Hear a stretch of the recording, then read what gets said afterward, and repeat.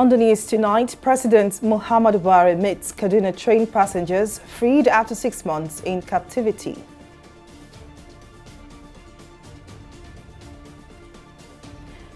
Replicate North-East successes, President Buhari directs service chiefs.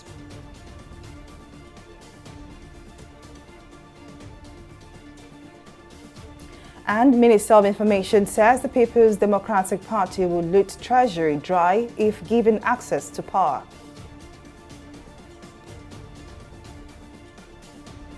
Many thanks for joining us on News Now. I am Folashade Ogurinde. President Muhammadu Buhari has met with the 23 released victims of the March 28, 2022 Abuja-Kaduna train attack. Buhari met the victims at the Nigerian Defense Academy Hospital in Kaduna about 24 hours after their release on Wednesday. The senior special assistant to the president, Garba Shehu, in a statement said the president thanked the Nigerian military for their brave services in securing the release of the hostages from Boko Haram terrorists. Members of the Chief of Defense Staff Action Committee, led by Major General Usman Abdulkadri, who facilitated the release of the train victims, were present at the hospital. President Muhammadu Buhari has charged the military to replicate the successes recorded against insurgency in the northeast and other parts of the country. President Buhari, who was the reviewing officer during the passing out parade of 69 regular corps of the Nigerian Defense Academy, attributed the successes to the acquisitions of sundry platforms and hardware in the past few years of his administration. The president specifically listed their systematic acquisitions within 7 years, describing it as unprecedented in the past 38 years of the Nigerian military. He also added that the administration under his leadership has, since coming on board, procured over 550 naval platforms, out of which 319 have been delivered as part of the aggressive fleet recapitalization of the Nigerian Navy. The rescue of the 23 remaining victims of the Kaduna-Abuja train attack on Wednesday, 5th October 2022, after 6 months in terrorist captivity, has been described as a non-kinetic operation, with the defense headquarters revealing that giving details of how they were rescued would subject their families to a fresh trauma. The Director of Defense Media Operations, Major General Musa Dan Madami, and the Director of Defense Information, Major General Jimmy Akpo, both made the disclosure on Thursday at a media briefing. The DHQ said that though there was a lot of secrecy involved in the operation because of the high-powered committee members involved, the terrorists involved would definitely be fished out and made to face the consequences of their criminal actions. In a committee that was set up by the President and Commander-in-Chief, we have been able to secure their release. Now, in the course of operations, we tell you that there is what we call both kinetic and non-kinetic operations that are being conducted. So this one was part of a non-kinetic operations that was conducted, and that's why you are able to see that those people were secured.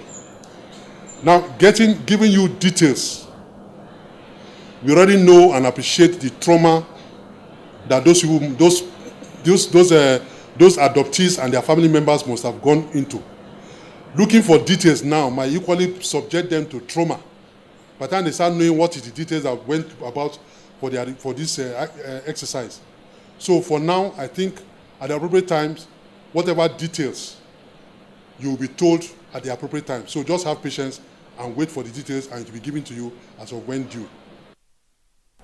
The Minister of Information and Culture, Lai Mohammed, says the People's Democratic Party, PDP, will loot the country's treasury if the party ever has access to power. The minister made the remark in reaction to the controversy over the return of 122.4 million naira by members of the PDP's National Working Committee. The minister was in Arusha for the 65th meeting of the United Nations World Tourism Organization Commission for Africa, said the PDP has not yet learned its lessons. Mohammed said the party should be questioned on the source of the funds shared, adding that as a member of the NWC of the APC, no money was ever paid into his account.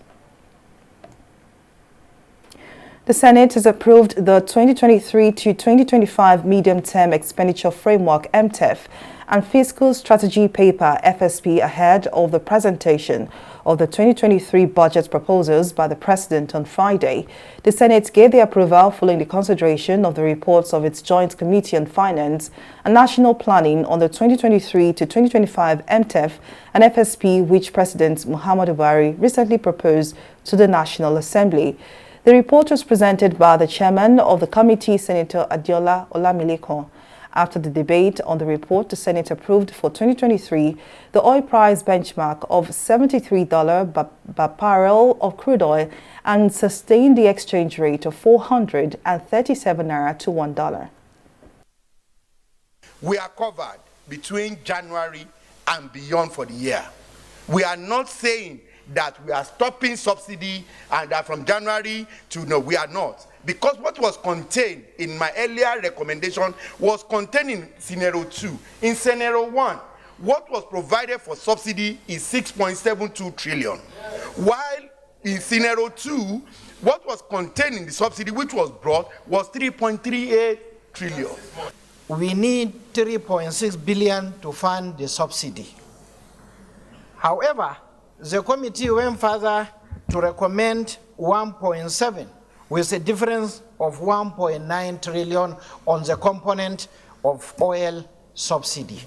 We are capping our exchange rate to 437. Today, we all know that dollar is 740 or probably 50. And then this is what we are capping. And this thing will go down to the budget and budgetary process to buying into the market. It is just showing that we are building our house on a false foundation. We are in a very difficult and challenging economic situation.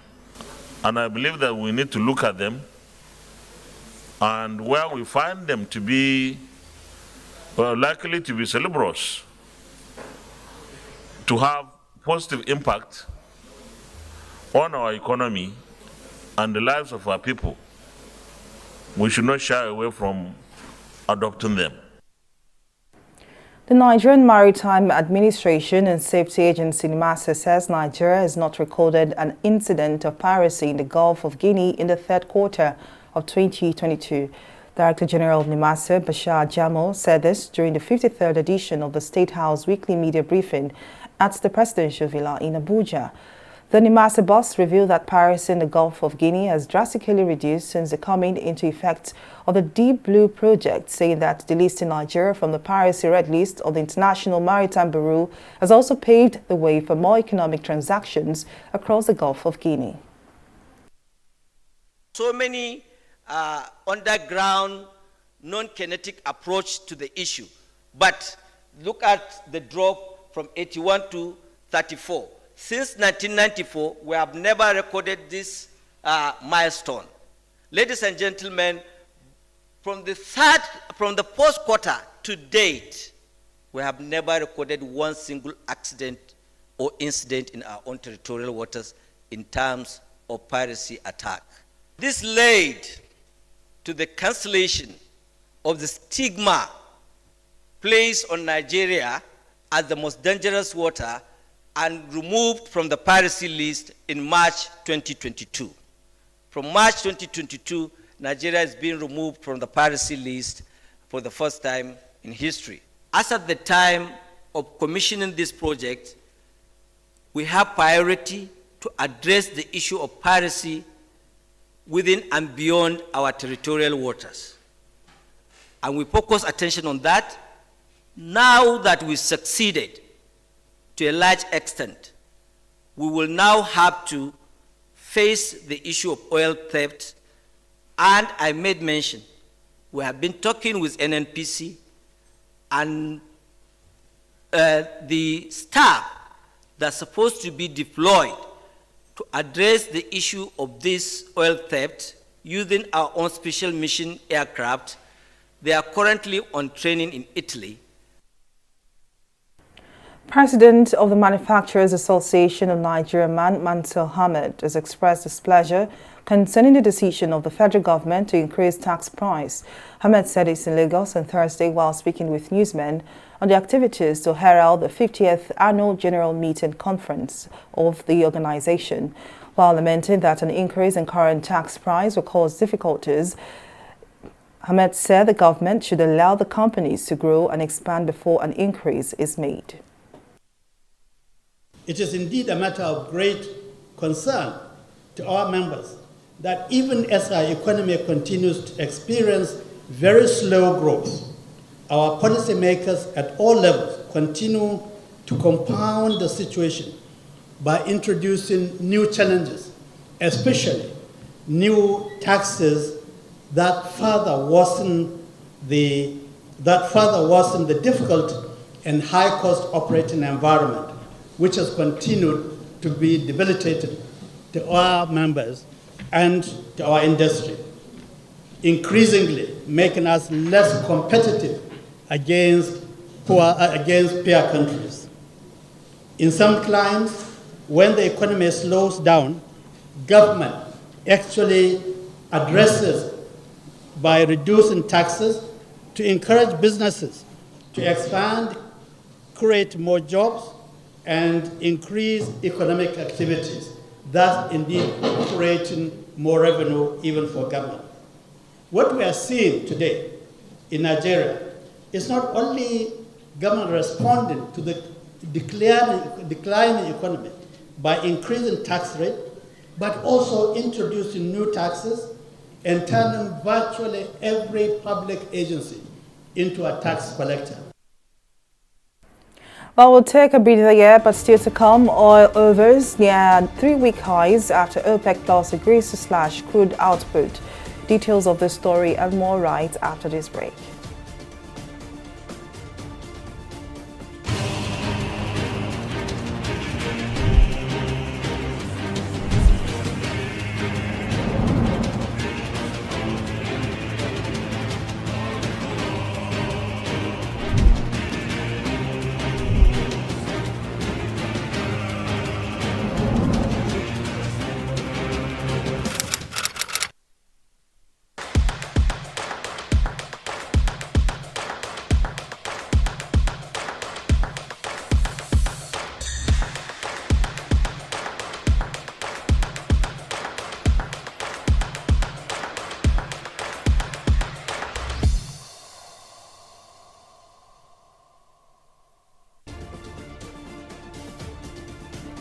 Welcome back. Now here is a recap of some of our top stories tonight.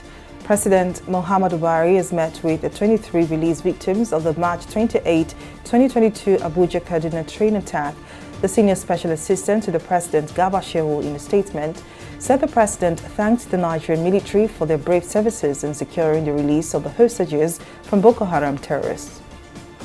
We also told you that President Buhari has charged the military to replicate the successes recorded against insurgency in the northeast in other parts of the country. President Buhari, who was a reviewing officer during the passing out parade of 69 regular corps of the Nigerian Defense Academy, attributed the successes to the acquisitions of sundry platforms and hardware in the past few years of his administration.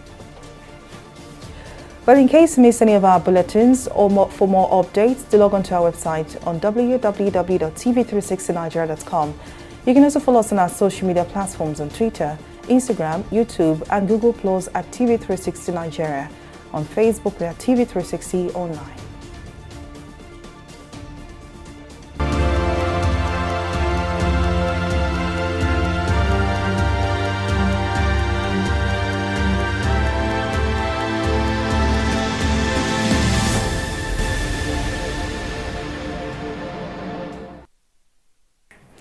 A Nigerian parliamentarian has condemned the unprecedented spate of corrupt practices while scrutinizing the COVID-19 status of travelers at entry points. The parliamentarian Chukwuemeka Umeji expressed a concern at the ongoing extraordinary session of the Economic Parliament in Lome, Togo. Umeji described the high level of extortion and corruption in the ECOWAS sub-region as a threat to foreign investment and the spirit of ECOWAS, which involves free movement of goods and services. Within West Africa, you still have this problem of queuing in their COVID particulars. Something that is not done when you are traveling in European countries. The COVID certificate is enough. All the information you need are there.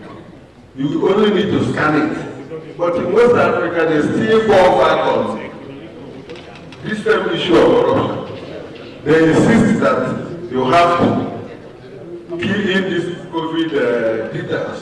Why you have a certificate with yourself? And within everyone, this is supposed to be one of the things we sort out. Because that is why we are parliamentarians. We make movement easy within our territory. When you move from here to London, you don't have to touch it already. You come in, once your COVID certificate is there, the airline had to front-load it to the country where you are going. It's only when there is reasonable suspicion that somebody will be moved out to say, okay, let us cross-check what you have. The World Bank has announced that the world is unlikely to meet a long-standing goal of ending extreme poverty by 2030, citing the effects of extraordinary shocks to the global economy, including the coronavirus pandemic. In a new report released on Wednesday, the World Bank said higher food and energy prices had hindered a quick recovery after COVID-19 dealt the biggest setback to global poverty in decades. The World Bank President, David Malpass, thereafter called for major policy changes to boost growth and help jumpstart efforts to eradicate poverty. We'll take a breather here and return with more stories in business. Do stay with us.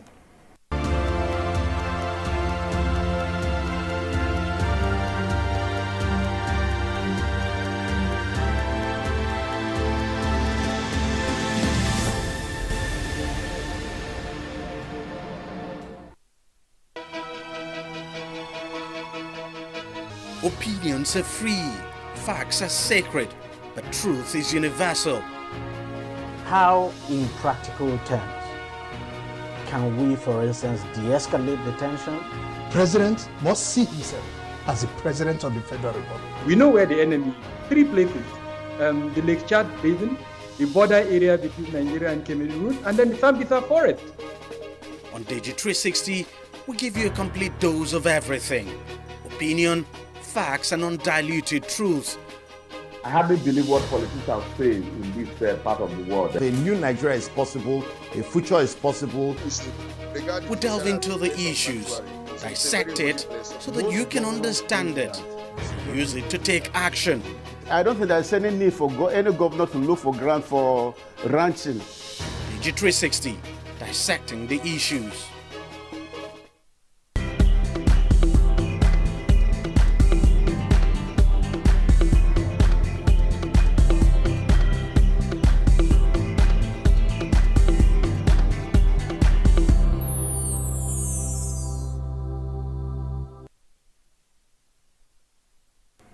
Welcome back. Simi Saladigun joins us now for more stories in business. Over to you, Simi. Thank you very much, Falashade. Welcome to Business News. Global oil supply is set to tighten, intensifying concerns over soaring inflation after the OPEC Plus group of nations announced its largest supply cut since 2020 ahead of the European Union embargoes on Russian energy. The move has widened a diplomatic rift between the Saudi-backed bloc and Western nations, which worry higher energy prices will hurt the fragile global economy and hinder efforts to deprive Moscow of oil revenue following Russia's invasion of Ukraine. Global crude futures jumped this week, returning to 3-week highs after the Organization of the Petroleum Exporting Countries and their allies, including Russia, on Wednesday, agreed to slash output by 2 million barrels per day, just ahead of peak winter season. Well, joining me on the news to discuss this development is oil and gas analyst Bala Zaka. Many thanks for joining us on the news. Now, expectations were on a possible output cut of 1 million barrels per day, but officially OPEC has targeted 2 million barrels, the largest reduction since 2020. Would you say this was in line with your expectations? Well, the reason why there is this cut is because OPEC and OPEC friends, that's other non-OPEC members led by Russia, want to make sure they maintain high oil prices. But regardless of whether they effect the cuts or not, I mean, we are heading towards the winter. So generally, there will be a high demand for energy. And to that extent, some of us still see a situation where the price of crude oil in the international market will remain relatively high. All right, now we've seen an increase in oil prices, which leads to the question how this development will impact Nigeria, seeing that the country struggles to meet its production quota. What's your take on that? Honestly, when we talk about production, having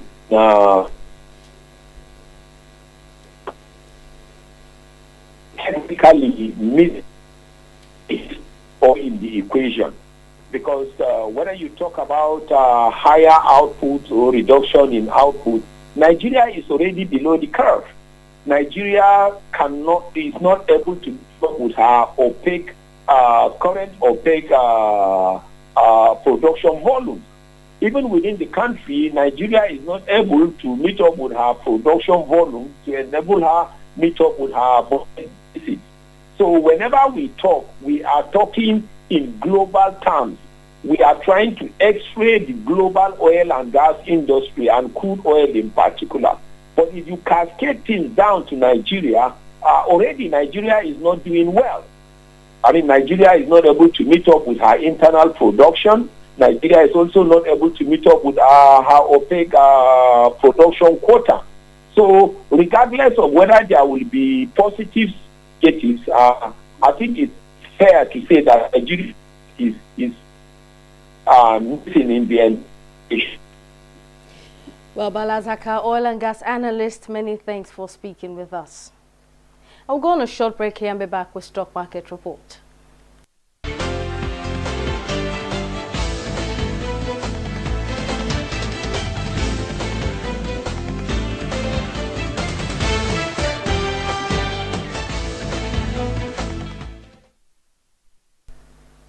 Now, negative sentiment in the Nigerian Stock Exchange has remained as investors rotate out of stocks into fixed income instruments. Wednesday's trading ended with a 3.32% decline. The market's all-share index and market cap also depreciated to 47,260 basis points and 25 trillion naira respectively. Now, the 3.2% decline was caused, among others, by stocks such as Airtel Africa PLC and Presco PLC, leading the laggards. They lead the laggards with a whooping 1,928 naira loss. Meanwhile, new entrant Geregu Power PLC is still number one on the gainers table, and together with livestock feeds, they lead with a total of 122 naira. Now, investors exchanged 140 million volume of shares at over 2 billion naira in 4,371 deals. The performance chart of our select global stocks remains the same, with the UK's FTSE and US Dow Jones in the red zone, while Japan's Nikkei is still holding slightly in the bulls at 0.70%. Well, that's it on stock. Falashade, back to you. Well, many thanks, Simisola. And on the foreign scene, Captain Ibrahim Traoré has been appointed as president of Burkina Faso after Paul Henry Damiba was removed in the West African country's second coup in less than 9 months. The Sahel country plunged into political turmoil on September 30 after a group of officers decided to remove Damiba due to his inability to deal with a worsening armed uprising. According to an official statement read out on national television by a spokesman for the military government, Captain Traoré has been appointed as head of state, supreme head of the armed forces, adding that Traoré would now be the guarantor of national independence, territorial integrity, and continuity of the state. And now in sports, the Super Falcons fell to their Japanese counterparts at the Nova Stadium courtesy of 2 second-half goals from Mina Tanaka. This would be a 5th straight defeat for Randy Waldrum's side. The friendly match was part of Nigeria's preparations for the 2023 FIFA Women's World Cup taking place in Australia and New Zealand. The match against the former world champion saw Nigeria being outpossessed and drafting shots on target, with the team barely registering a single shot on goal. And that's the size of our news bulletin. Many thanks for watching. I am Fola Shade. Ogurinde. Bye for now.